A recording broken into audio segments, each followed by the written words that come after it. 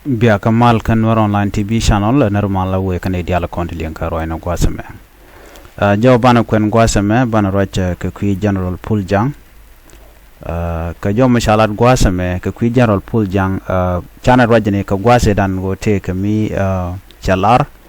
jen gormano banyo ya kel gwasame ne. Kan kono niam ka war online TV channel gor jen wo jenderi la reme der jen yo kan ko ken. Ko goro jano jender notification bell der jetwan ko de lerde kan chamala shukuje jo bana ko en gwasame e kui general Puljang ko romme chala ro jane show kama yom no ni ban rojme ban je linkel ko do brande kon linga ja goro no jen bi sharb ja ko ping gwasaman Puljang ka roje shaling en wo shelo ko we ke juba ke bilpam me chaje a point ke chaje kwanya lo darwa ke bilpam you know me cha jogono jin berkabil pam jen gwadan bulletin no antam right kone ke jo mishalin ke jo mishalar ke social media chala do jen antam shawo kama yom kanti ko were wijin winami ko bajo gang de nika ko jen take dej mana dia ngai kono gwasme mandew ke jela to kama yom ade kono jor linganena were wijin winami kama yom ko shikir mayadit JDN SSPDF la Sudan People Defense Force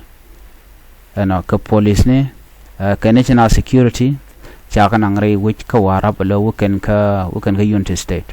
ngai kon state of emergency man chala da kirma yadit munyo da gwano ne de content but target and tamaka jan gwas me kan ware nyok me ramichi order cha jalok me be ka kirma yadit cha man ngai kon chi general Puljang cha lo no dar wa ka juba ka bilpam gwade shelar no gorga ni jan go ke dap ka ni ja lo dong de jo yen ko ngai kon no general no wan gorka wode ka yen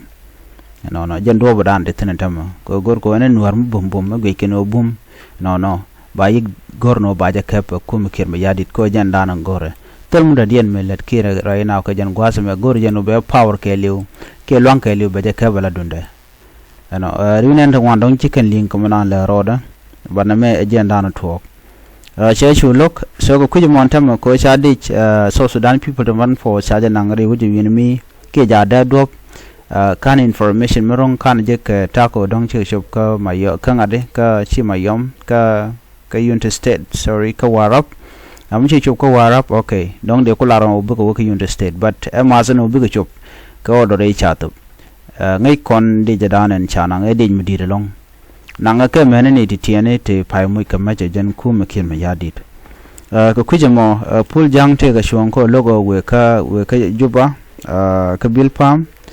ko jen ngaje mandana le roda so ne tun ko ne ngai mandana to kan wore ngai kenela to no ken kanete konon ko tar gan ga painken so kije motaran ga chon ko shedewe adaro da gankarwade mu were wi ka mayom no ngai kono no ramu chunkel kan were ka jan gwasme why not ba tigde ba baje ganga gan were kontin tinitet ken ka mach so jo mo gorde nyo ka yekel ka tara na chalat ke jen wo shi Puljang che wore wi ka mayom ana ban nyogo jik ka le rodien ko ban te ko ken bu kon ga len gwasme be biata kamal bye bye